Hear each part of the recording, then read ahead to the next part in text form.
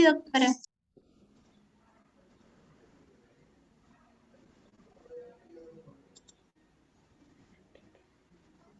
¿Se ve la pantalla, por favor? Sí se ve, doctora. Ok.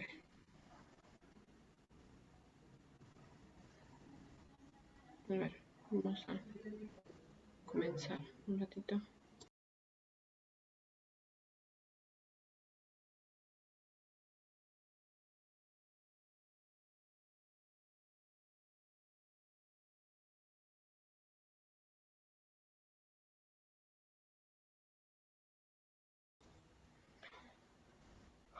Buenas tardes, vamos a comenzar el día de hoy, ¿no? La clase Patología del Lenguaje. Es un tema igual, parece otro capítulo de lo que es rehabilitación, ¿no? Tiene que ver con no solamente alteraciones, a veces pensamos en el niño, ¿no? Sino vamos a ver que también compromete desde bebés, niños, adolescentes, jóvenes y adultos, ¿no? Entonces, una patología que podemos encontrar a cualquier edad.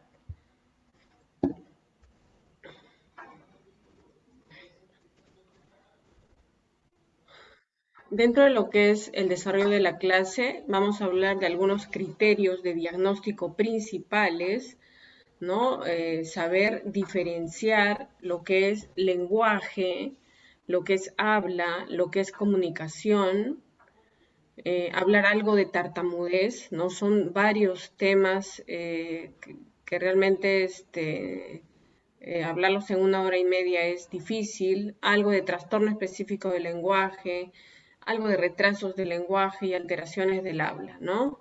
Y un poquito hablar sobre afasias y disartrias. Se ha visto algo en la clase de lesiones centrales, así que vamos a comentar algunos aspectos al finalizar. Vamos a empezar hablando de habla, lenguaje y comunicación. ¿Por qué es importante diferenciar? Porque podemos tener papás que acudan a nosotros diciendo, ¿no? Mi niño no habla bien, tiene problemas de habla, ¿no? Otro papá que diga, mi niño tiene problemas de lenguaje, ¿no? Y lo que es comunicación. Entonces, si no tenemos claro qué es cada uno de ellos, vamos a interpretar como que en todos los casos se habla de lo mismo y vamos a darnos cuenta que no es así, ¿no? Habla, lenguaje y comunicación son tres conceptos diferentes. Podemos tener niños que tengan buena comunicación, pero no lenguaje y alteración del habla. Podemos tener niños con buen lenguaje, pero sin comunicación, ¿no? Entonces, hay ciertas diferencias, ¿no? Por ejemplo, los niños Asperger, ¿qué tendrán, no? Bastante lenguaje, muchos lenguajes rebuscados, te hablan de diferentes temas. Sin embargo, ¿no? Falla mucho la interacción, no transmiten correctamente la información, ¿no? No hay socialización tampoco. Entonces, por ejemplo, los Asperger tienen buen lenguaje, pero hay fallas en la comunicación, ¿no? Otro ejemplo para entrar en el tema, ¿no? Un niño con fisura palatina. Hay problemas en lo que es la buena respiración, la buena articulación, ¿no? A nivel del complejo orofacial se habla de alteraciones del habla, ¿no?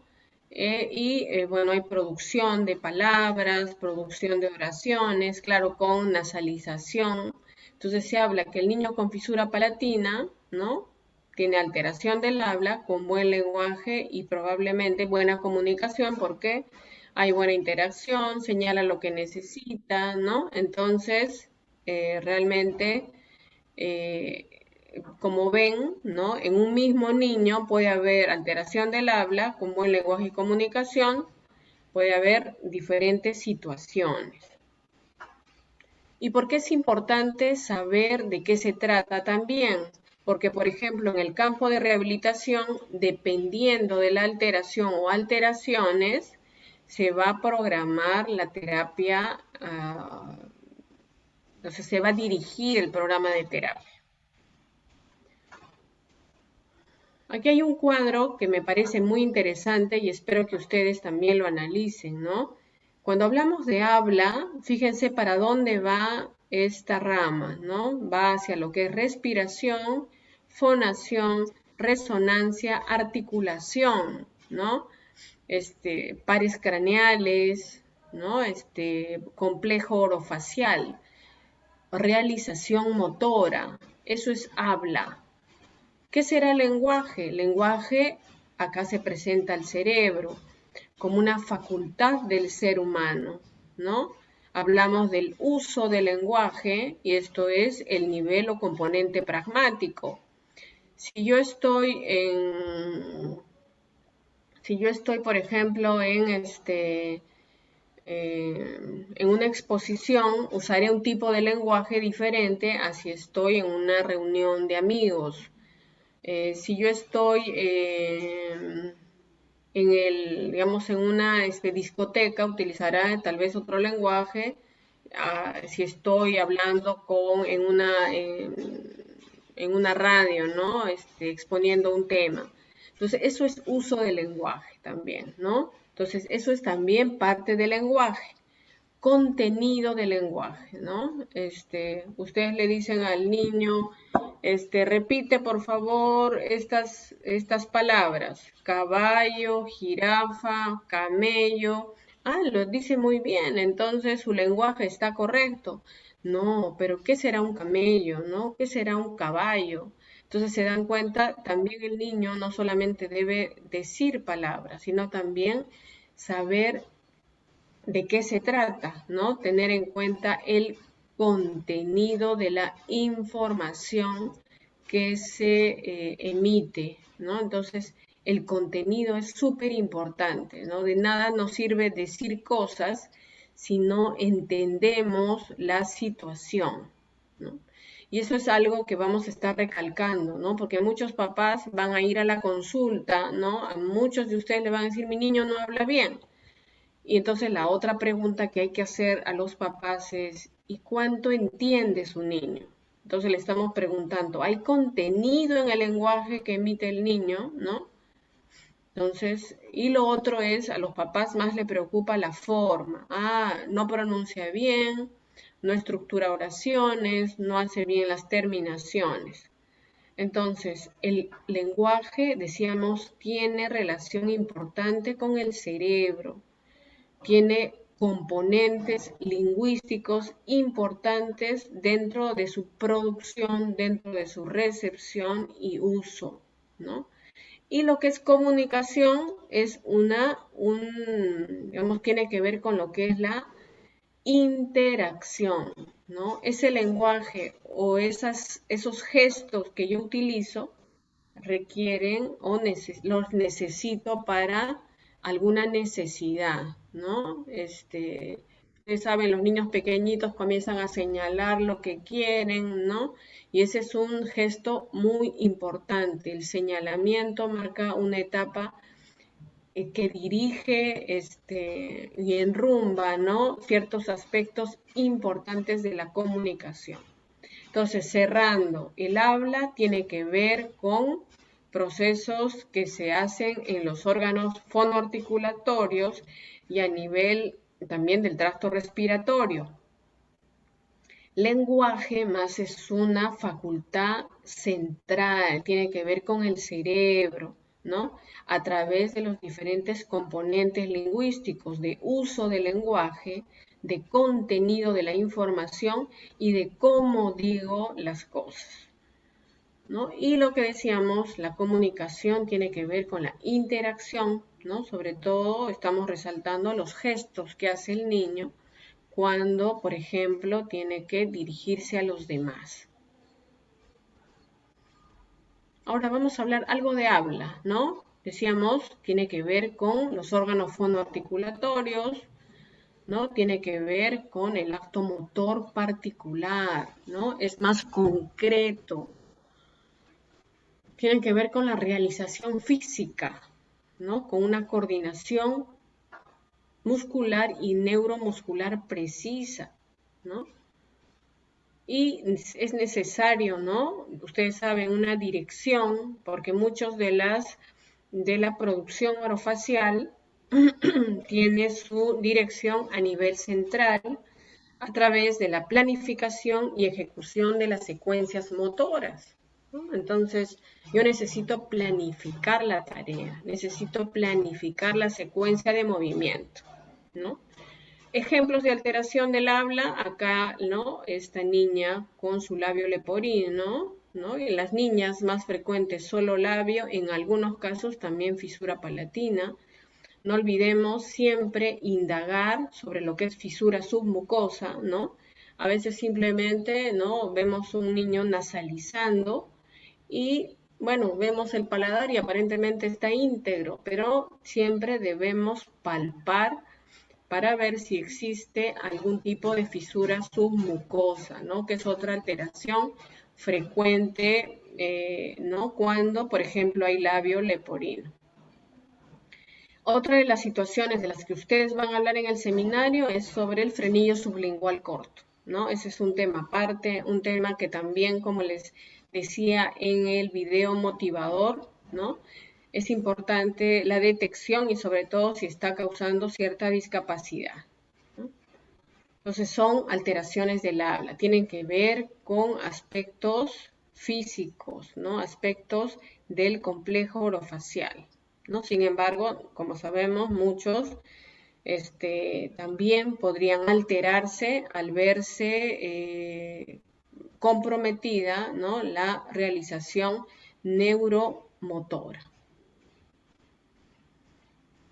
Ahora, si hablamos del lenguaje, ¿no? Les decía una facultad del ser humano, ¿no? Muchos, si hablamos de las definiciones, se habla de forma de comportamiento que nos caracteriza como especie, ¿no? No olvidemos que mucho se habla del lenguaje de los pájaros, del lenguaje de las abejas, de las hormigas, ¿no? Y así también se habla de cierto lenguaje, pero si hablamos del lenguaje como tal, con palabras, ¿no? Con organización, ¿no? En tan, digamos, tan compleja, se habla de una facultad del ser humano, ¿no?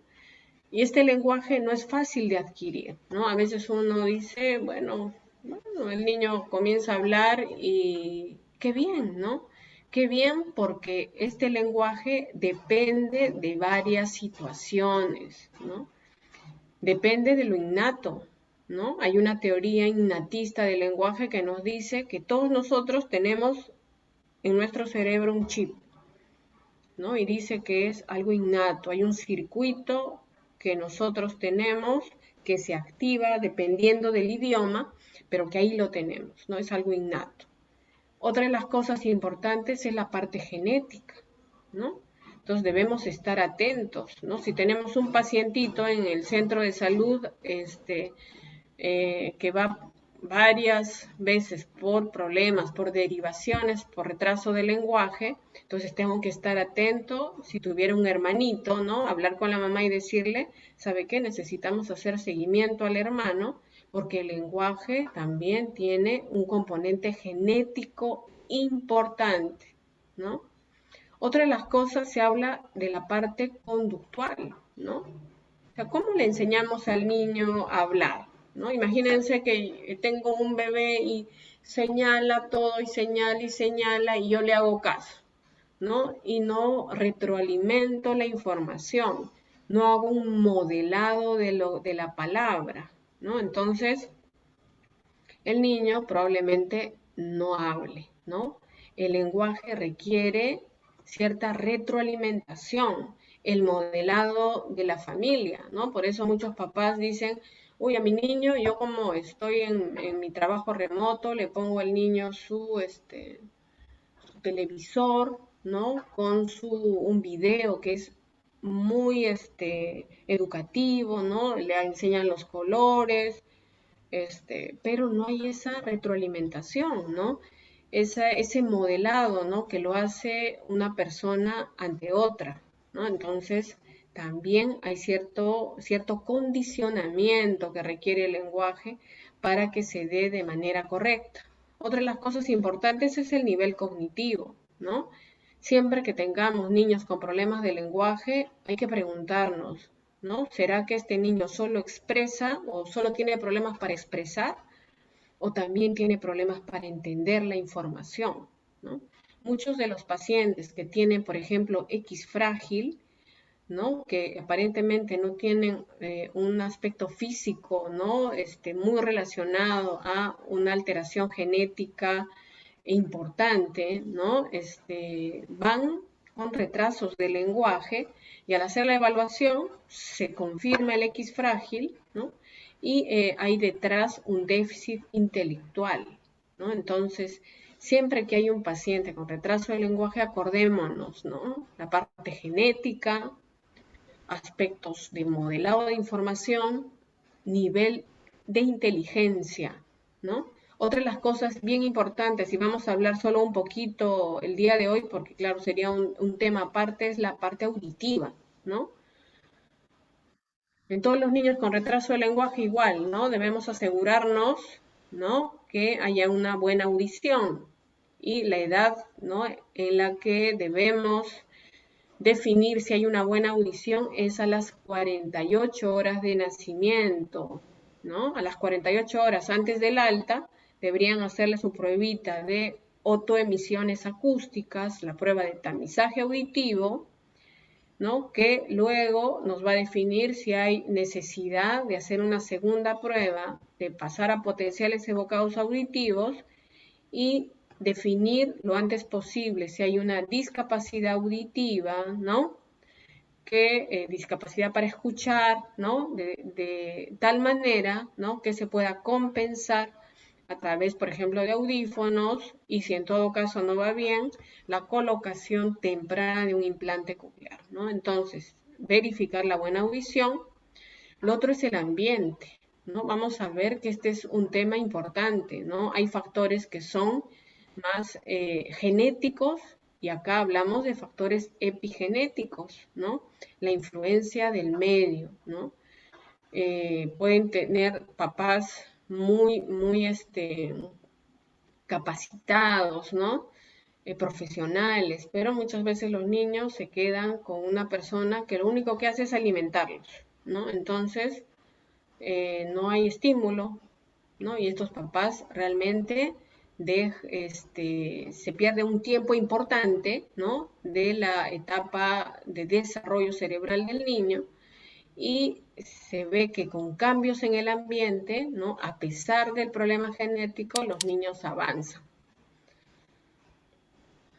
Por otro lado está la pragmática. Habíamos hablado del uso del lenguaje. ¿Cómo le hablamos al niño? ¿Cómo le enseñamos a los niños a dirigirse a su profesora, a alguien en la calle, a los abuelitos, a los mismos papás, a los hermanos, ¿no? Ese modelo que yo también le doy a los niños, ¿no? De usos del lenguaje también es de día a día, ¿no? Hay niños que nos dicen, mamá, ¿puedo ir a la piscina? ¿No? En tiempo de pandemia, y uno les dice, no, estamos en pandemia, ¿no? Entonces el niño ya asocia información, ¿no? Mamá, quiero que me compres un helado. Entonces le decimos, hace frío, ¿no? No es necesario decirle no, pero con esta asociación frío, él sabe que el helado no se puede tomar. Entonces le vamos enseñando, ¿no? Que en el transcurso, ¿no? De la vida, uno no siempre dice al otro no, ¿no? ¿No? Entre ustedes mismos, ¿no? A ver, tú haces esa parte, mi abuelita está enferma, ¿no? Entonces no le dices al amigo, no, no puedo, disculpa, ¿no? Le dices, mi abuelita está enferma. Entonces, a través del tiempo, la otra persona entiende que no lo vas a poder hacer porque tienes que cuidar a la abuelita. Entonces no es necesario a veces decir no, a veces con gestos y con una frase uno ya da información que se va evaluando a través de la pragmática, pero eso también se le enseña al niño, ¿no? Entonces todas estas teorías que desarrollan el lenguaje son realmente interesantes porque el lenguaje, decíamos, es una facultad y es una capacidad ¿no? Multifactorial, ¿no? Siempre que va un niño con retraso de lenguaje, uno no puede decirle al papá, es autista, ¿no? su niño es sordo, por eso no habla bien, ¿no? Siempre le decimos a los papás, ¿no? Esa evaluación inicial que uno puede hacer, al final uno tiene diagnósticos presuntivos, ¿no? Que son varios. Entonces uno dice descartar hipoacusia, ¿no? Descartar TEA, puede ser, si trastorno espectro autista. Descartar un trastorno específico del lenguaje, que algo vamos a hablar después, que es el llamado TEL, o trastorno específico del lenguaje, ¿no? Descartar un síndrome genético asociado a... o sea, asociado al retraso del lenguaje. Entonces, se dan cuenta, siempre que hay una primera evaluación por retraso del lenguaje, no se puede definir el diagnóstico, ¿no? Siempre uno da una presunción. Lo tercero es hablar de comunicación, ¿no? Decíamos ya, pues habla, motor, articulación, respiración, lenguaje, han visto multifactorial. Si hablamos de comunicación, transmisión de información, ¿no? Siempre que hay transmisión tiene que haber un emisor y un receptor, ¿no? Y necesitamos una señal en común, ¿no? Y puede ser actualmente, ¿no? Bastante parte auditiva, mucho estímulo visual, ¿no? Y no olvidemos que para comunicarnos, en algunos casos usamos vocalizaciones, palabras, oraciones y gestos. Acá les he puesto dos momentos importantes que debe desarrollar un niño para uno decir que tiene una buena comunicación. Señalar, ¿no?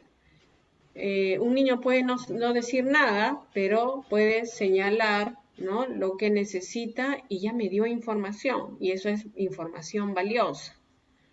Por otro lado, fíjense en este segundo dibujo, ¿no? ¿Qué están mirando tanto el bebé como la mamá? El carrito, ¿no? Y este carrito es como una unión entre los dos. Eso se llama atención conjunta. Yo en conjunto veo un objeto, significa que me estoy relacionando a través de él. Pero ¿qué pasaría si la mamá está dale y dale con el carrito y el niño está mirando a otro lado, ¿no? Como ahora, ¿no? Quisiera verlos a todos ustedes, ¿no? Anhelar que todos están escuchando lo que les digo, que me están mirando, ¿no?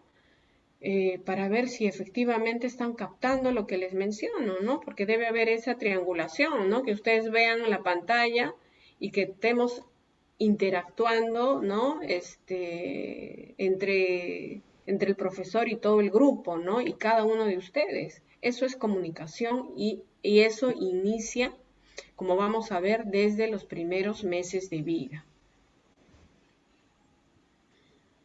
Vamos a mencionar algunas alteraciones del lenguaje, ¿no? Algunas alteraciones del habla y comunicación. Si hablamos de habla, habíamos mencionado fisura palatina, ¿no? Todo lo que son las disglosias, que está acá también el frenillo sublingual corto, están en las alteraciones del habla, ¿no? Diglosias linguales, diglosias palatinas, diglosias labiales, incluso hay diglosias nasales, ¿no? Diglosias palatales, ¿no? Decíamos, ¿no? Entonces, todas están dentro de las alteraciones del habla.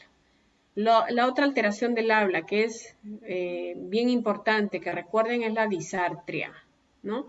Algo se mencionó en los pacientes con lesión central, esa alteración que siempre debemos buscar en el paciente con lesión central, ¿no? La alteración de la deglución, la masticación, ¿no? El control salival, ¿no? Como parte, ¿no?, de esta lesión cerebral, ¿no?, a través del mecanismo de alteración neuromotora.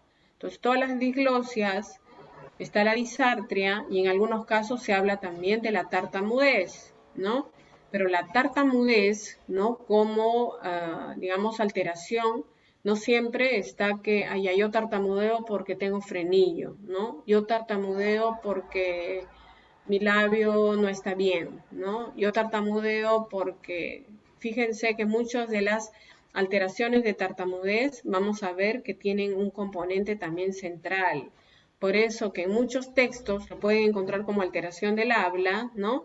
Pero hay más un componente específicamente también central. Alteraciones del lenguaje, ¿no? ¿Qué alteraciones tenemos, no? Típicamente tenemos el trastorno específico del lenguaje. El trastorno específico del lenguaje es una alteración, ¿no? Puede ser expresiva o comprensiva, ¿no? Y este trastorno específico del lenguaje, ¿cómo lo encuentro, no? Se habla de un diagnóstico por exclusión. Viene el niño, evalúo, escucha bien. Viene el niño, no tiene problemas a nivel orofacial. Tiene su inteligencia bien, ¿no? Aparentemente el ambiente también es estimulante, ¿no? No hay problemas genéticos, no hay problemas sensoriales. Entonces voy descartando muchas cosas que yo sé que están asociadas a los retrasos del lenguaje y nada, ¿no? Todo está bien. Entonces me quedo con lo que se llama un trastorno específico del lenguaje.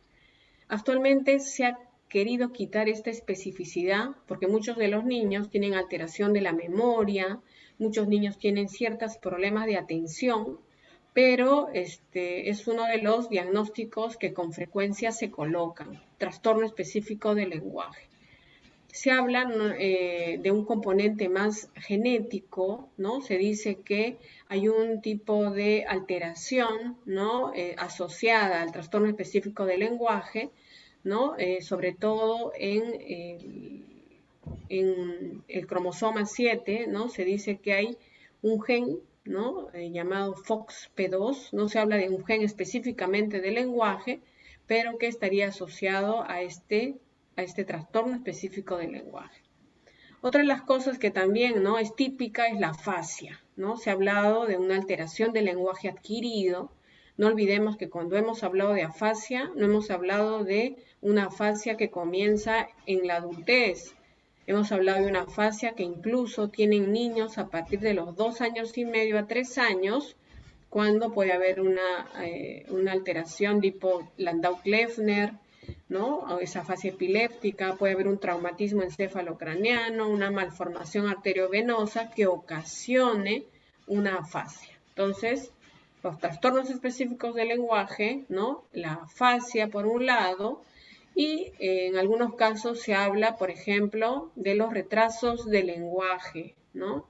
Donde no hay un tema de tema comprensivo, ¿no? Sino más todo es expresivo, ¿no? Trastorno específico de la pronunciación, ¿no? Los niños que no pronuncian bien la R, sigmatismo, por ejemplo, si no pronuncian bien la S, lambaidismo si no pronuncian bien la L, ¿no? Habría que ver la causa. Si, por ejemplo, el niño no pronuncia bien la R porque tiene un frenillo, entonces me voy acá, alteración del habla. Pero si es un tema que no tiene que ver con con un problema más orgánico, ¿no? Entonces uno dice debe ser un tema funcional. Estamos frente a un trastorno más específico del lenguaje, ¿no? Y los retrasos del lenguaje y algunos trastornos de la pronunciación. Y en alteraciones de la comunicación, aquí principalmente, no olvidemos que están los trastornos de espectro autista, el síndrome de Asperger, ¿no? Donde hay estas dificultades de transmitir la información hacia el receptor, ¿no? Incluso no entiendo a mi receptor, ¿no? Me da una indicación de que me ponga triste y no lo entiendo, no hay empatía, no entiendo gestos, no señalo, ¿no? Entonces son problemas más de comunicación. Vamos a ver cómo se deberían detectar las alteraciones del lenguaje, ¿no? Y en quiénes deberíamos hacer seguimiento, ¿no? De estas alteraciones de lenguaje y de habla y de comunicación que hemos estado mencionando, ¿no? ¿Quiénes deberían ser mis niños, ¿no? Estrella para el seguimiento, ¿no? No olvidemos todos los bebés con factores de riesgo, ¿no? Entonces hemos tenido muchos pacientes en el hospital que habían nacido prematuros, que no hablaban bien y su médico de primer nivel no derivó a ese paciente, ¿no? Entonces no olvidemos, tengo un paciente prematuro, tengo que seguirlo. Han hablado ustedes y han escuchado las clases de alteraciones del neurodesarrollo, ¿no?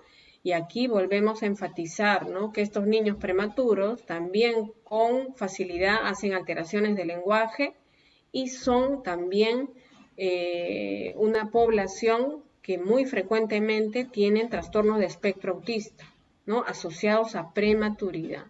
Los prematuros también con frecuencia tienen trastorno de déficit de atención e hiperactividad, entonces hay que estar atentos. Por eso se hablan de los programas de seguimiento del niño prematuro. Todos los niños en general que hayan recibido alguna atención especial luego del parto, durante el embarazo, también hay que hacerle seguimiento. Habíamos hablado de los hermanos, ¿no? Hemos tenido trillizos autistas, un hermano Asperger y los otros dos autistas, ¿no? Entonces, o niños con retraso de lenguaje que debemos estar atentos a seguirlos desde pequeños, ¿no? ¿Y qué debemos hacer? Hacer un seguimiento, ¿no? Decíamos a cómo está la familia interactuando con ese bebé, cuál es ese comportamiento de mamá desde los primeros meses que tiene este bebé, ¿no? Porque muchos de los hospitales, ¿no? De segundo o tercer nivel, ustedes, escuchando la clase, muy bien, mandan a su paciente al hospital, les dicen, no, como tiene menos de 3 años, yo no te lo voy a aceptar, ¿eh? Porque acá no atendemos esos pacientes. Lo que estamos haciendo, por ejemplo, en el INR, tenemos programas de pautas para papás, ¿no? A niños muy chiquitos, y estamos volviendo a armar nuestros cuadernillos, ¿no? Para lo que son trabajos también con papá y niños, ¿no? De niños muy pequeños, ¿no? Pero si un niño tuviera ya parálisis cerebral, tuviera una alteración a nivel del habla y fuera pequeñito, ¿no? O son signos visibles, por ejemplo, de un trastorno de comunicación, entonces ingresa a terapia a pesar que tiene entre 2 a 3 años de edad, ¿no? O entre 1 a 3 años de edad, o a veces desde bebitos. Entonces depende mucho de la visión que se tenga de estos pacientes, ¿no? Otra de las cosas es, ¿quiénes son los primeros que se dan cuenta de muchos aspectos, ¿no? Y eso esperamos, ¿no? Los papás. A veces ni los papás se dan cuenta, ¿no? Y quien se fija en todo es la profesora del colegio, ¿no? Que ya es más triste porque normalmente los niños van hacia los 3 años recién al colegio. Entonces la mamá debería darse cuenta que algo no está bien, ¿no? No me mira mi bebé, ¿no? No sonríe el bebé, ¿no? Y no juega conmigo, ¿no? Lo llamo y no voltea. Algo extraño está sucediendo, ¿no? Entonces los papás deben ser los primeros en decirnos que algo está pasando, ¿no? Pero ¿qué ocurre a veces, no? Los papás se dan cuenta de algo y la familia en general, las vecinas, las amigas y a veces nosotros mismos como profesionales de salud le decimos, ¿sabe qué, señora? Tiene 2, 3 meses, no se preocupe, ya va a hablar, ¿no? Es muy chiquito.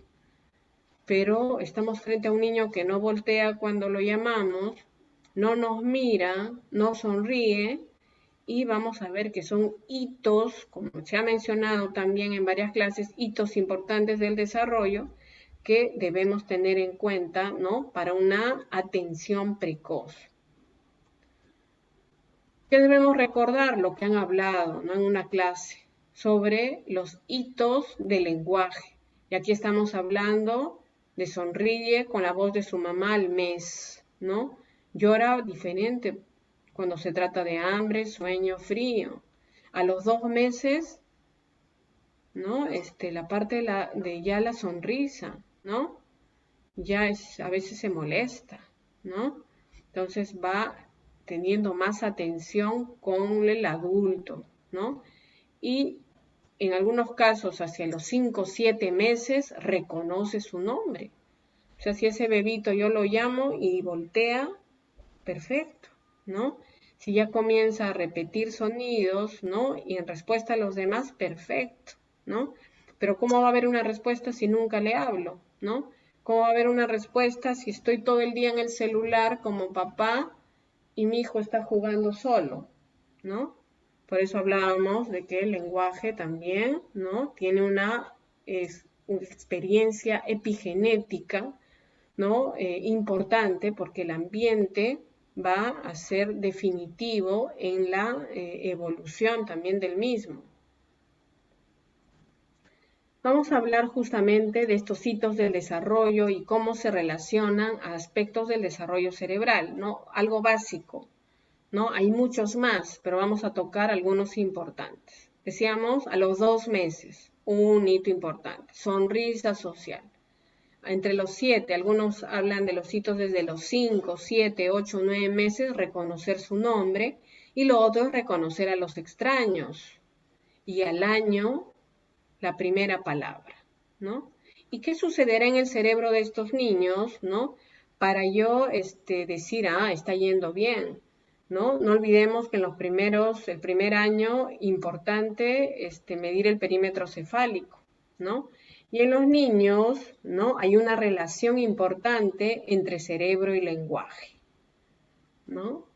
Hay dos autores que nombran 3 periodos de desarrollo cerebral relacionados al lenguaje. El primero lo dicen que se da entre los 2 a 3 meses de edad, donde se establece una conexión importante, ¿no? Entre el lóbulo frontal y el tronco encefálico, va madurando ya el hipocampo, ¿no? Y aparece la sonrisa social, ¿no? Entonces, si yo tengo un niño que no aparece la sonrisa social, su perímetro cefálico no está bien, hay antecedentes de riesgo, y así el perímetro cefálico estuviera bien, si no hay esta sonrisa social, ¿no? A esta edad ya tengo que estar preocupado.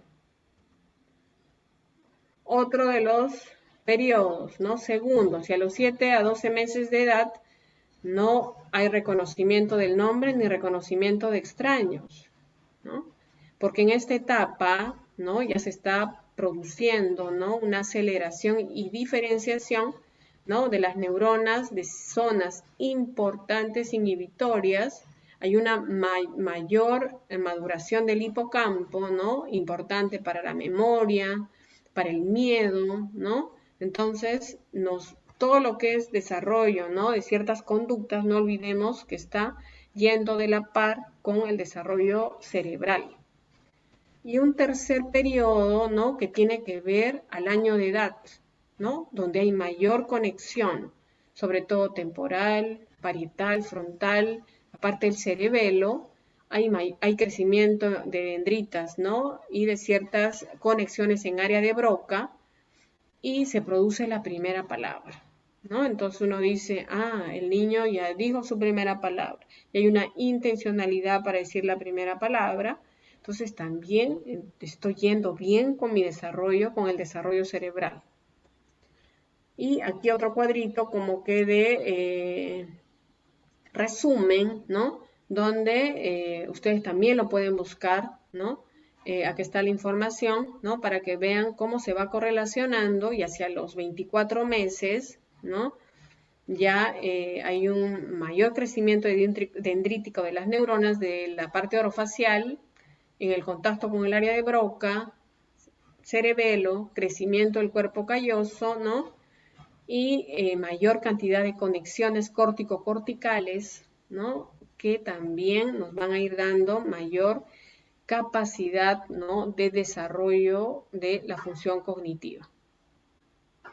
No olvidemos además, hablamos del perímetro cefálico y cuánto aumenta, ¿no? El peso del cerebro en el primer año, prácticamente se triplica, así que estamos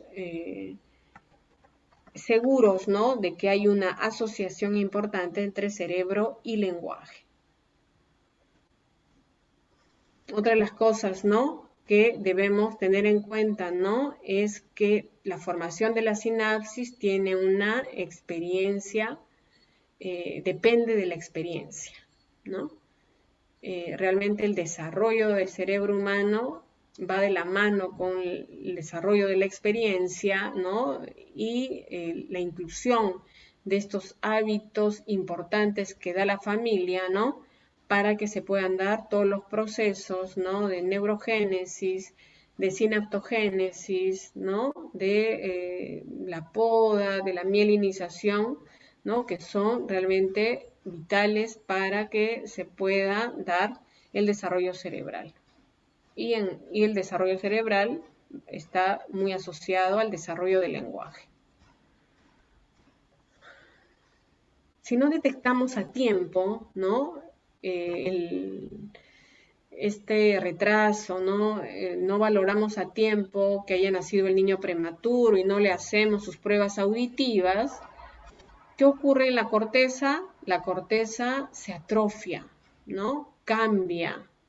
Entonces es importante, ¿no? El diagnóstico precoz de una de las primeras causas de retraso del lenguaje, como es, ¿no? La hipoacusia, ¿no? O la sordera, sobre todo en los primeros meses de vida, ¿no? Para evitar, ¿no? Que esta corteza auditiva se transforme, ¿no? Se transforme. No, ¿cómo que es que se transforma?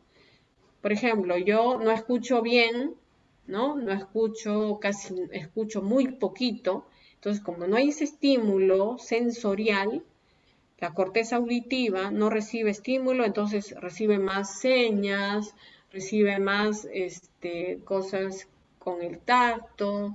Entonces voy transformando mi forma de recibir la información, ¿no? Entonces, por eso se habla de una transformación, ¿no? De la transformación de la corteza auditiva. Vamos a hablar algo de diagnóstico, ¿no? Entonces, lo primero, cuando llegue un paciente con retraso de lenguaje, ¿qué tengo que hacer? Asegurarme que escucha bien, ¿no? Entonces, hay que hacer una detección precoz, se debe hacer un diagnóstico minucioso y, de acuerdo a esto, el tratamiento individualizado. Entonces, decíamos, lo primero, si es posible, a las 48 horas de nacimiento, ya tener el dato de que se ha hecho un tamizaje auditivo a través de las autoemisiones acústicas. No olvidemos que las autoemisiones acústicas lo que sirven es para evaluar, ¿no? Aspectos relacionados con la función coclear, ¿no? Sobre todo células ciliadas externas, ¿no? Entonces, si tenemos, ¿no? Un examen normal en un niño sin factores de riesgo, ¿no? Y todo, la mamá también nos menciona si está todo bien, hacemos su seguimiento como niño sano. Pero si tenemos un bebé que ha tenido prematuridad, ¿no? Que ha tenido bilirrubina alta, que nació con asfixia, ¿no? Hacemos las autoemisiones, a pesar que que se hacen las autoemisiones y salen bien, la sugerencia de todas maneras es complementar con algunas pruebas, porque hay ciertas alteraciones como la bilirrubina alta que pueden afectar la vía auditiva, pero no afectar tanto la cóclea. Entonces las emisiones pueden salir bien, pero la vía auditiva, que es la zona, ¿no? Donde uno evalúa a través de los potenciales evocados, puede salir alterada. Por eso se habla de un diagnóstico minucioso, ¿no? A través de autoemisiones, potenciales evocados, timpanometría, ¿no? Reflejo estapedial, diferentes exámenes auditivos para tener un diagnóstico precoz. No olvidemos lo que habíamos mencionado, tener un diagnóstico precoz va a evitar que se transforme la corteza cerebral, ¿no? Sobre todo para un mejor procesamiento de la información. Uy, perdón, estoy retrocediendo. Este es un ejemplo, ¿no? Un bebé de 4 meses que fue a control, ¿no? Había tenido ciertas alteraciones a nivel del parto, ¿no? Entonces lo llevaron para una prueba de evaluación a través de potenciales evocados auditivos, ¿no? Y se obtuvieron curvas, ¿no? O la onda 5, importante, ¿no? Para la evaluación de la vía auditiva, tanto en el lado azul, que es el izquierdo, como en el rojo, a partir de 30 decibeles, ¿no? Entonces es una prueba normal, ¿no?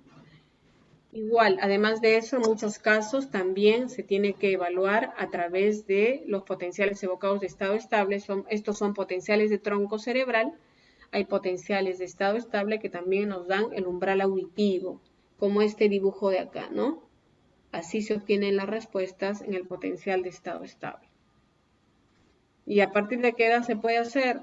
El bebé, tenemos bebitos que van desde 15 días, 20 días, ya le hacemos sus exámenes auditivos sin ningún problema, ¿no? Pero, no, ya, verifiqué cómo está la audición, ¿no? Salió, imagínense, todo bien, ya. ¿Qué más tengo que evaluar en los pacientes que vienen con retraso de lenguaje o con posible retraso de lenguaje? Los antecedentes de riesgo, estábamos viendo, la parte de hipoacusia, si hay o no hay, problemas genéticos, ¿no? Preguntar a la familia, ¿no? Sobre ciertas alteraciones a nivel genético, ciertos problemas también del ambiente, ¿no? Que no sea un ambiente estimulante para poder llegar a un diagnóstico, ¿no? Otra de las cosas es, bueno, ¿no? No es hipoacusia. Imagínense que fuera un niño que tuviera un síndrome de Cri-du-Chat, ¿no? Bueno, hay algunos antecedentes en la familia, no habla bien, se le ha hecho su evaluación genética, ¿no? Y este síndrome, por ejemplo, se asocia mucho al trastorno de espectro autista, ¿no? Entonces ya tenemos un diagnóstico, pues, ¿no? Hay un retraso del lenguaje, ¿no? Tanto en nivel expresivo como comprensivo, asociado a un antecedente importante como es el síndrome de Cri-du-Chat, ¿no? En algunos casos realmente no hay un síndrome asociado, pero siempre, sobre todo si hay un tema de retraso a nivel comprensivo, se hacen las interconsultas a genética. Otra de las cosas que debemos tener en cuenta, ¿no? En el momento de la evaluación es cómo dice el niño las cosas, que es la forma, que en muchos casos le preocupa más a los papás, ¿no? Otra de las cosas es qué contenido tiene el lenguaje, ¿no? A veces los niños van y uno le dice, hola, ¿cómo estás? ¿No? Entonces el niño también mueve la mano, ¿no? Entonces uno dice, ah, perfecto, ya está conectado. Hay algo de parte social, el uso está bien, ¿no? Hay fórmula social correcta. Después uno le dice, ¿y dónde está tu papá? ¿Con quién has venido? ¿No? ¿Con papá? ¿Con mamá? Entonces el niño comienza a señalar a papá, a mamá, qué qué bonito tu polo, ¿no? Entonces el niño se comienza a tocar el polo, ¿no? Si es una niña, le dice, qué lindos aretes tienes, ¿no? Entonces la niña comenzará a tocarse la oreja y uno dice, realmente está asociando la información, ¿no? Qué diferente será si estamos con un niño y entra y no está mirando a un lado, ¿no? Le decimos, y ¿cómo te llamas? ¿Cuántos años tienes? Nada, ¿no? ¿Dónde está papá? No señala. Hola, abre la boca, no no lo hace, ¿no? Te puedo mostrar unos animalitos y me dices los nombres, tampoco, ¿no? Y papá y mamá dicen, no, no le hemos enseñado nada y cuando queremos hablar con él, pareciera ausente, ¿no? Entonces fíjense, evaluar los componentes del lenguaje y valorar, por eso he puesto una estrellita, ¿no? A lo que es el contenido de información. Cuánto el niño entiende es importante, ¿no? Más allá de cuánto dice. Entonces, tenemos que hacernos ciertas preguntas, ¿no? Para llegar a un diagnóstico y deberíamos preguntarnos, ¿cómo sabemos que hay un problema de lenguaje y yo hablo en el niño? ¿No? Deberíamos tener cierta valoración del desarrollo normal. Tendrá otras dificultades, ¿no? Habrá problemas de desarrollo psicomotor, habrá problemas cognitivos, cómo estará la memoria del niño, habrá problemas visuales también, ¿no? O auditivos, decíamos, ¿no? Entonces, siempre buscar evaluar de manera integral a ese niño con retraso de lenguaje, ¿no? Por eso es que debemos, y así como hay hitos, ¿no? De comprensión, expresión, también hay hitos de comunicación, ¿no? Por ejemplo, el niño se despide, ¿no? Dice adiós, hola, gracias, ¿no? Hay aceptación de las cosas que le digo. Si me dice no, dice ya, ¿no? Hay muchos niños que dicen, ya está, ¿no? Ya está. Entonces uno dice, ya se completó lo que quería, ¿no? Entonces está comunicando, ¿no? ¿Y dónde está? Aquí, allá. Entonces la comunicación tiene esos aspectos, ¿no? Sociales, reguladores. Te dice, mira, mira. Entonces te está llamando a conectarte. Te dice, toma, ya está, ¿no? Está informándote algo. Entonces, ese es otro aspecto importante, ¿no? Esta es una tabla donde se dice funciones comunicativas del niño que va desde el mes de edad. Entonces, lo que se busca, ¿no? Es que nos envíen, si en todo caso se detecta niños con problemas de lenguaje, que ustedes hagan la detección, si es posible, antes de los 6 meses, según los hitos de comunicación, lenguaje y habla. No olvidemos, hay que tener en cuenta los factores de riesgo, familia, prematuros, problemas genéticos, y dependiendo del caso, este niño debería ser derivado para un programa de intervención con pautas para papás o ingreso del niño a un programa de terapia de lenguaje para enfatizar, y esto es en orden de prioridad. Comunicación primero, ¿no? Parte oral, ¿no? Si tuviera problemas, por ejemplo, para deglutir, masticar, también es un aspecto importante. Comprender la información y al final la expresión, ¿no? Tal vez muchos de ustedes son papás, ¿no? Y lo que les interesa a ustedes como papás, ¿no? Es que el niño hable, ¿no? No importa que hable y no entienda nada, ¿no? Eso es, a veces los papás, se discute mucho con los papás, ¿no? Hay papás que no habla el niño bien en un idioma y ya quieren que hable en 3 idiomas, ¿no? Que mi sueño ha sido que mi hijo estudie en mi mismo colegio, y varios papás también de un centro privado, ¿no? Donde también estoy, me dijeron, lo que yo quiero es que usted me asegure que en 4 meses mi niño va a hablar, ¿no? Porque ya he pagado o en ese tiempo tengo que pagar la cuota de ingreso, ¿no? Entonces, ¿cómo yo puedo saber cómo el niño va a evolucionar? Claro, puedo a través del diagnóstico tener un pronóstico de cuánto va a avanzar, pero no se puede ofrecer a ningún papá, ¿no? Señor, no se preocupe, ¿no? Le vamos a hacer terapia y en 2 meses su niño debería estar hablando bien, ¿no? No olvidemos, ¿no? El lenguaje va a depender de cuánto en casa también hayan algunos ajustes o hagan algunos ajustes, cuánto el niño esté concentrado, ¿no? En esos momentos de retroalimentación de información, ¿no? Entonces, siempre al papá hay que hablarle, ¿sabe qué? Podría el niño en 3 meses igual no decir nada, pero el niño ya está señalando, ya me está comprendiendo más, ya está más conectado, ya sonríe, ya comparte mejor, ya hace esa regulación a través del señalamiento, ya dice otras cosas, ¿no? Aunque sean pequeñitas, ¿no? Pero ya está avanzando ligeramente según el papá, ¿no? Pero hay papás que dicen, no, si mi niño no habla oraciones, no dice verbos, artículos, ustedes no han hecho absolutamente nada en el proceso de rehabilitación. Entonces no olvidemos, ¿no? Que la base de la mejoría en aspectos del lenguaje tiene que ver también con la asociación y el contenido de información que el niño puede entender. Lo mismo que el adulto afásico.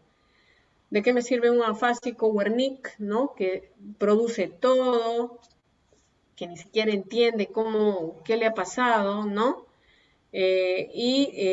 Frente a un paciente de afasia de Broca, que dice muy poco, pero está muy conectado, ¿no? Entonces, eso también es importante, ¿no? Que se comente a la familia. Porque no es solamente hablar de número de palabras, ¿no? Es hablar de comprensión de la información. Y lo más importante es tener un lenguaje funcional. ¿Qué significa lenguaje funcional? Imagínense ustedes, tienen una beca para estudiar el COVID en China, ¿no? Y no saben nada de chino, ¿no? Entonces, son 2 meses que necesitan aprender algo de chino, ¿no? Entonces, ¿qué les sugeriría a ustedes? Tienen que aprender cosas que les sirva para funcionar en China, ¿no? Será pues un contenido de información tal vez más médico, ¿no? Si van a la calle, por lo menos pedir pan, ¿no? Comida, no sé, de decir el banco, me perdí, ¿no? O sea, hay ciertas frases, ¿no? Y ciertas situaciones que son la base, ¿no? Y es lo que debemos promover al inicio, ¿no? No le puedo enseñar a ustedes, a ver, vamos a hacer una conferencia para que ustedes se preparen para hacer una conferencia en la China, ¿no? Lo que necesito es lo básico primero, y es lo que también hacemos por los niños pequeños, ¿no? Les promovemos un lenguaje funcional, no importa, lo importante es señalar que digan pan para cualquier comida, que digan agua para cualquier líquido, ¿no? Entonces, toda esa información es fundamental, ¿no? Para que los papás digan que justamente estamos yendo y dirigiendo el programa de rehabilitación con un sentido, cuál es promover un lenguaje funcional, ¿no? Y estemos vigilantes de cómo el niño está adquiriendo esa comunicación, quiere decir cómo transmite la información a los demás. Y por otro lado, siempre estar atentos a si el niño tiene un retraso de habla, ¿no? Si yo veo un niño hipotónico o un niño hipertónico, mamá me dice que no deglute bien, ¿no? Todo el tiempo está tosiendo cuando come, ¿no? Regurgita mucho, ¿no? Todo le tienen que dar licuado. Entonces yo digo, tal vez tiene un problema de tono muscular. Entonces hay que hacer otras preguntitas como, ¿no? Cómo succiona, cómo mastica, cómo deglute y si hay control salival, ¿no? Y recordemos que en los pacientes con parálisis cerebral, muchos de ellos pueden tener también como diagnóstico la disartria. No necesariamente por no masticar bien tengo disartria, pero hay que hacer una asociación con antecedentes y probabilidad de riesgo o de alteración neuromuscular. Y para que el tratamiento sea efectivo, ¿qué debemos hacer?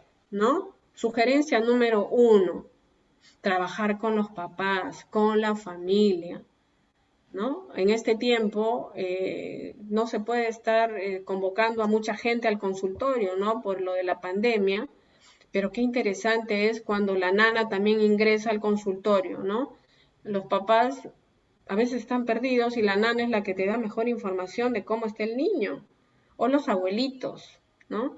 Entonces, muchas de las veces que se convoca a terapias virtuales, por ejemplo, de lenguaje en estos tiempos, se le dice al papá, no es que el niño va a estar conectado a la computadora, quienes van a estar conectados son ustedes como familia para que trabajen con el niño, ¿no?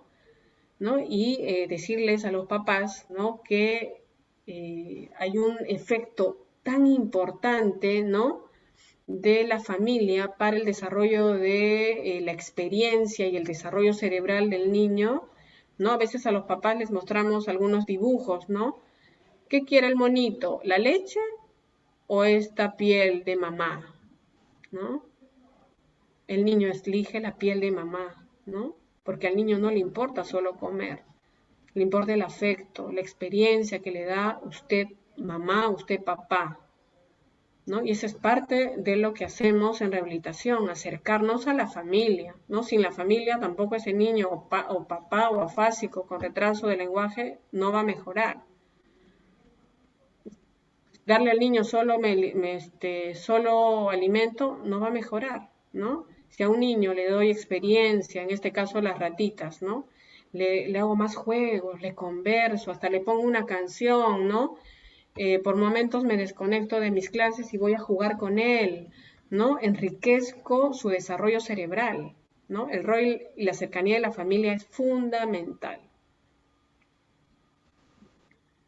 y preguntar a los papás cómo se relacionan con los hijos, ¿no?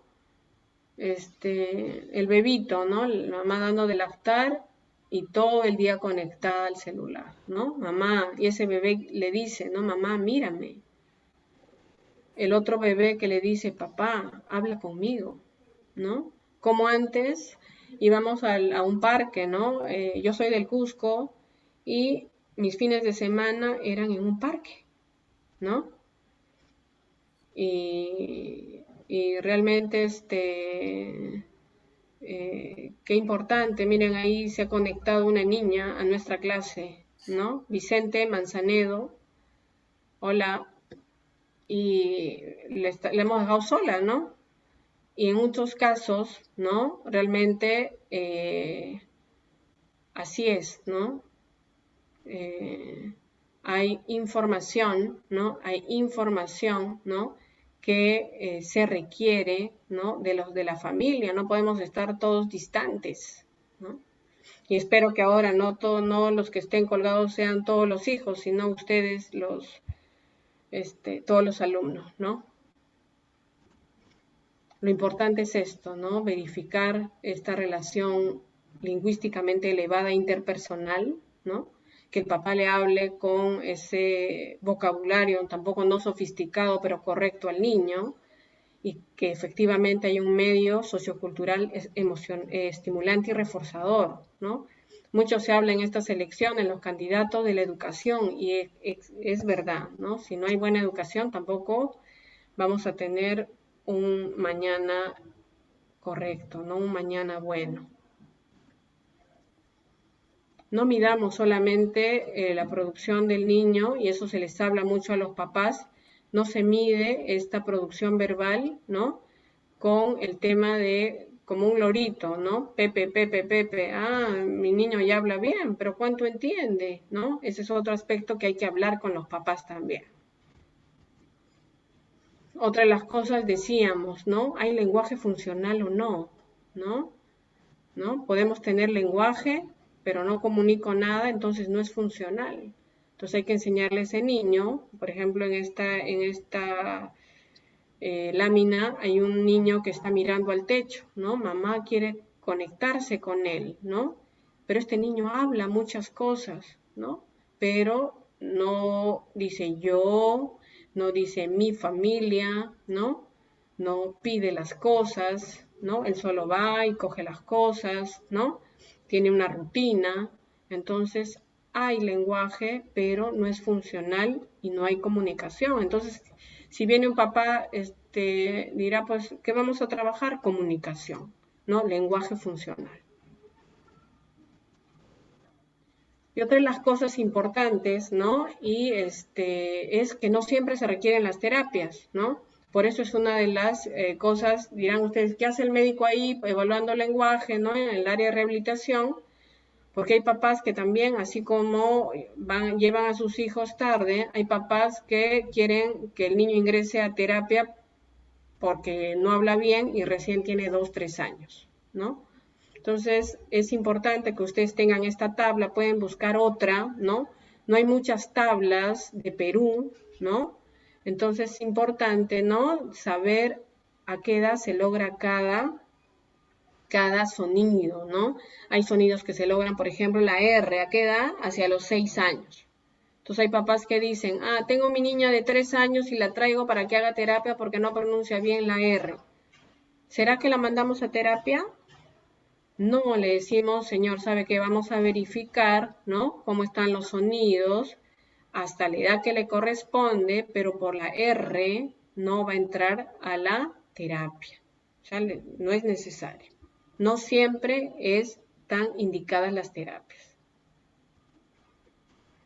Ahora, otra de las cosas importantes es, ¿por qué será que queremos que los niños, ¿no? Logren un lenguaje oral adecuado? Estamos hablando ya de expresión del lenguaje, ¿no? ¿Por qué? Porque el lenguaje oral está muy ligado al lenguaje escrito, ¿no? Si hay una producción verbal alterada, ¿no? Yo digo, en lugar de casa, digo cata, ¿no? Entonces, en mi cerebro, la representación mental del sonido se va a ver alterado, ¿no? Y cuando me dicten o tenga que leer también casa, voy a leer cata, ¿no? Y el dictado me va a salir mal, ya tengo 6 años y en lugar de casa pronuncio cata, ¿no? Y en mi cerebro la S y la T comparten un mismo símbolo, por eso cuando los niños leen o les dictan, confunden los sonidos. Por eso es que no debemos esperar tanto. Entonces los niños ya no van a ir solamente a terapia de lenguaje, sino también de aprendizaje para mejorar la conciencia también del sonido, ¿no? Decirle, disculpa, ¿no? Se dice casa, es se escribe así, a ver la conciencia de la S, ¿no? Entonces, todo es todo un proceso adicional que hay que enseñarle al niño. Por eso la idea es que cuando un niño entre a inicial 5 años y hacia, sobre todo primer grado, tenga su producción expresiva, ¿no? Estamos hablando de los sonidos correctos. ¿Para qué? Para evitar que haya un impacto negativo en la conciencia fonológica relacionada a la lectoescritura. En lugar de tambor, tampor, tambor, ¿no? Hueso, queso, algunos riman, los niños comienzan a escuchar, hay conciencia fonológica, ¿no? De los diferentes sonidos. Entonces, también bien importante, ¿no?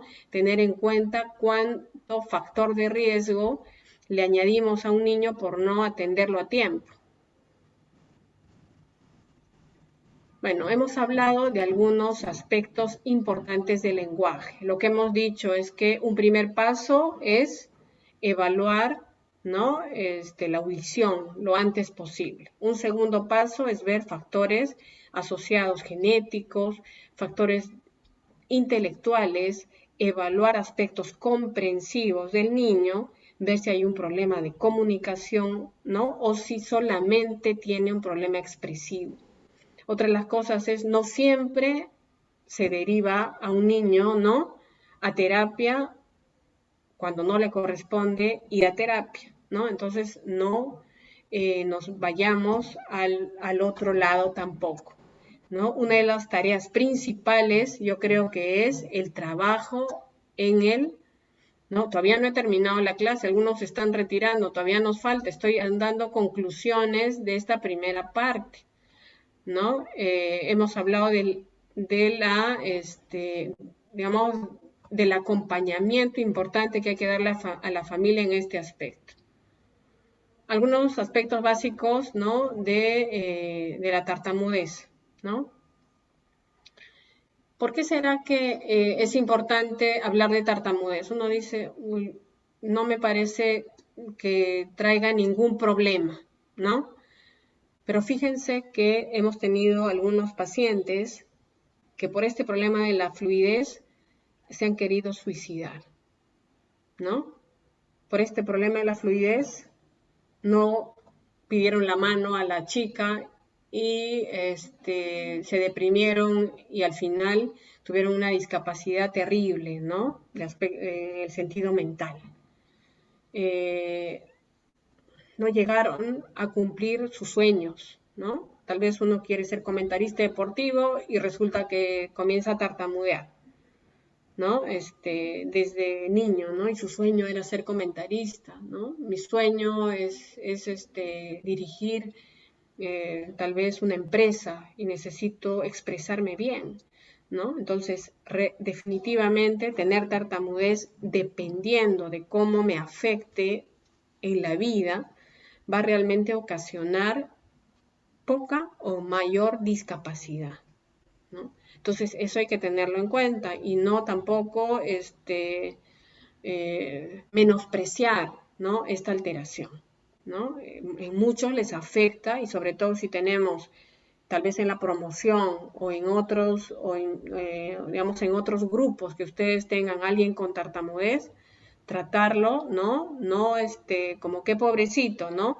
Sino ver qué tanto él ha superado este problema y si hay confianza, decirle, ¿sabes qué? Es importante y todavía incluso en el adulto se puede hacer, ¿no?, mejorías, ¿no? Entonces, cuando hablamos de tartamudez, no olvidemos que no estamos hablando de que le asustó el perro o lo mordió o alguien, algo pasó y le comenzó a tartamudear, ¿no? La tartamudez tiene una base genética y neurobiológica importante, ¿no? No es un tema psicológico. Puede en muchos casos complicarse, ya tartamudeo y no quiero hablar, me callo, soy tímido, ¿no?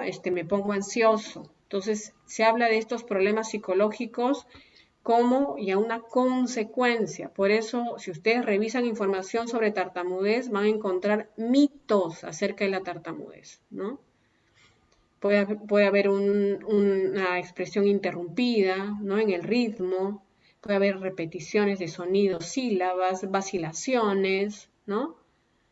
Puede haber problemas de movimientos agregados, por eso es importante, en algunos casos, si hay tics asociados a repetición de sonidos y además tics vocálicos, verificar en pacientes con tartamudez la presencia o no de Tourette. Entonces, por ahí que es importante también la evaluación de neuropediatría, ¿no?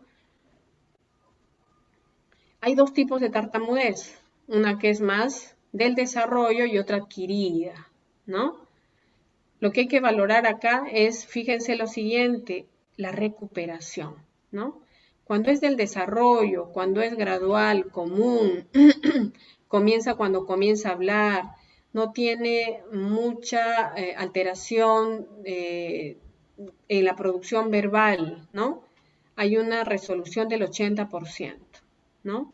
Pero cuando realmente los tipos de disfluencia, ¿no?, no son específicos, la prevalencia es realmente de la adquirida es un poco más rara, ¿no?, y varía, ¿no?, digamos, los aspectos de recuperación.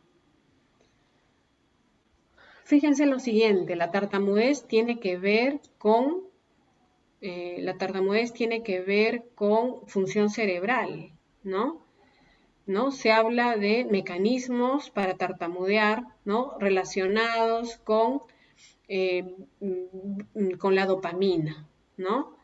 Importante también tener en cuenta, ¿no?, ciertos aspectos reguladores a nivel frontal, sobre todo para la dirección de la fluidez, ¿no? Que se habla de que nosotros tenemos un mecanismo que justamente regula la secuenciación de movimientos para hablar, ¿no? Entonces, siempre que hablemos de tartamudez, vamos a hablar que tiene un mecanismo cerebral, ¿no? Fíjense que se ha tratado de crear medicación para la tartamudez. Hay muchos efectos secundarios en algunos casos, ¿no? Pero que en la medida, ¿no?, que han tomado algunos pacientes algunos medicamentos, han mejorado, ¿no? Si, por ejemplo, tenemos un medicamento que se llama el Pagoclone, que todavía está en estudio ya varios años, que justamente lo han catalogado como un medicamento importante para la tartamudez.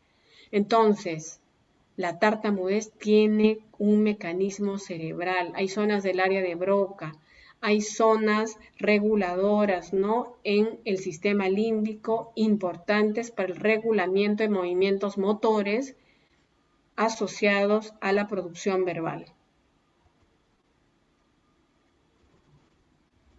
Ahora, importante también es fijarnos, ¿no? ¿Será que tartamudea la persona o no? ¿No? Si yo comienzo a decir, sí, pues, les tenía que decir, y ahora, ¿no? Y ahora. Entonces estoy revisando lo que voy a decir, estoy tal vez habiendo vacilaciones de lo que quiero decir, ¿no? Estoy repitiendo algunas frases. Se habla de disfluencias comunes, ¿no? Y esto sucede a veces en el momento del matrimonio, ¿no? Estás, bueno, en la iglesia, habías preparado tu discurso, ¿no?, para decirle a la novia, y comienzas a hacer repetición de partes de sonido, ¿no? tal vez repetición de algunas palabras, y luego en el video dices, estuve tartamudeando, ¿no? Pero fue una disfluencia común. Pero hay disfluencias que realmente tienen que ver con la tartamudez, ¿no? Repetir partes de la palabra, algunos sonidos, prolongar, bloquearse, ¿no? Prolongación, mamá, ¿no? Repetir sonidos, ¿no? Entonces hay ciertas influencias que efectivamente son propias de la tartamudez, que es muy importante considerarlas, ¿no? Lo otro es, ¿no? La edad. Cuanto más chiquito sea el niño, yo capte que hay una alteración de la tartamudez, mejor, ¿no? Pequeño riesgo. Cuanto más grande sea el niño y más tiempo, más años con tartamudez, mediano riesgo, más de 7 años se habla de mayor riesgo. El sexo masculino en todo lo que es alteración del lenguaje, riesgo mayor. Si es sexo femenino, riesgo menor. Decíamos las disfluencias comunes. Si hay más disfluencias comunes, menor riesgo, ¿no? Si hay un montón de bloqueos, mucho, también mayor riesgo. Pero decíamos, lo más importante es la duración de estas disfluencias, si hay un factor comunicativo asociado, ¿no? Si el niño no quiere hablar, solo dice una palabra, convierte ciertas palabras, ¿no? En lugar de carro que tartamudea dice auto y así va convirtiendo palabras, tampoco es bueno. Habla muy rápido, también es otro factor de riesgo. Pero otra de las cosas que hay que tener muy en cuenta, sobre todo en los niños, es la tensión muscular, ¿no? Una respiración totalmente inadecuada, movimientos asociados, decíamos, hay que estar vigilantes con lo que es Tourette, ¿no? Presencia de antecedentes de riesgo y la reacción. Yo creo que sobre todo esto, ¿no? ¿Cuál es la actitud del niño hacia la tartamudez, de la familia, de su entorno social cercano, ¿no? Que marcan, yo creo que factores muy importantes para lo que es digamos, cómo va el niño, ¿no? Cómo va a ir el niño. Yo tenía un interno, ¿no? Que tartamudeaba mucho, ¿no? Entonces, y fíjense lo que él me dijo, ¿no? En interno de medicina, me dijo, para mí sería muy fácil elegir radiología o elegir tal vez patología, pero no es lo que me gusta, ¿no? Lo que me gusta es hablar con mi paciente, dirigirme a mis pacientes. Entonces yo voy a ser clínico, ¿no? Voy a elegir una especialidad donde yo me comunique con mi paciente, porque el paciente no me va a valorar menos porque tartamudee, sino me va a valorar por lo que le voy a dar como médico, ¿no?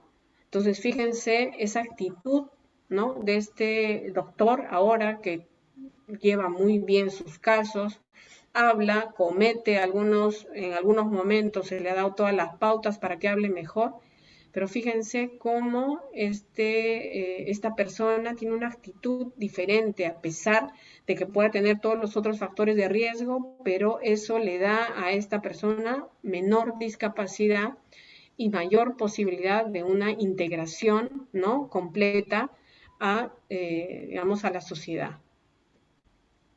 Lo otro que quería comentarles es, vamos a hablar un poquito de afasia y disartria en estos minutos que quedan, ¿no? No olvidemos que la afasia es una alteración del lenguaje adquirido, puede ser a partir de los 2 años y medio, 3 años de edad, ¿no? La disartria es una alteración del habla por una alteración neuromotora, ¿no? Sobre todo en pacientes que han tenido ACV, ¿no? Que hemos tenido la clase de patología en lesiones centrales, y por otro lado, hemos hablado de los niños con parálisis cerebral. No olvidemos que cuando hay alteración del lenguaje, se alteran los componentes. Hemos hablado del vocabulario, las oraciones, la comprensión de información. Cuando es disartria, normalmente si es pura disartria, no se altera la comprensión. Lo que se altera es la respiración, la resonancia, la voz, se puede alterar digamos, se puede alterar también el control salival, ¿no? Entonces, si llega a nosotros un niño de 2 años y medio, 3 años, que se ha caído y me dicen, ¿qué puede ser, doctor? ¿No? ¿Por qué mi niño ya no habla como antes? Entonces, un diagnóstico diferencial podría ser la afasia. Si tenemos un niño que ha tenido parálisis cerebral y no hay una buena succión, no hay, disfagia, entonces podemos hablar de una disartria, ¿no? Es una forma de comparar estas dos alteraciones que pueden darse en un cerebro que ha recibido algún trauma, en este caso tipo un traumatismo encefalocraniano o un accidente cerebrovascular. Entre las conclusiones les diría, ¿no? No es lo mismo hablar de lenguaje, habla y comunicación. Recordemos que el lenguaje es una facultad. Lo que debemos promover, y esa es una tarea que tenemos todos en salud, es promover la intención comunicativa, ¿no? ¿Y cómo hacemos eso? Hablando con la familia. Yo sé que a muchos de ustedes lo va a invitar su comunidad a dar charlas de información, y espero que no todo sea infarto del miocardio, que no sea todo las neumonías, ¿no? Pueden hacer digamos, una charla sobre la importancia del lenguaje en el niño, ¿no? Importancia de la participación de la familia en el lenguaje del niño, ¿no? Para promover la intención comunicativa. El seguimiento del lenguaje tiene que hacerse de los primeros meses, no esperar a que el niño sea grande y decirle a esa familia ya hablará. El trabajo con la familia, con la nana, los abuelitos es fundamental. Una de las cosas que tienen que decirle a la familia es con quién se queda el niño, ¿no? Imagínense que se quede un niño de 2 años con una abuelita o la bisabuela que tiene 75 años, ¿no? Y la jovencita diga, bueno, tengo que ir a trabajar, si no, no comemos, pero ¿qué puede hacer una persona? Tendrá que ponerlo en un corralito, ¿no?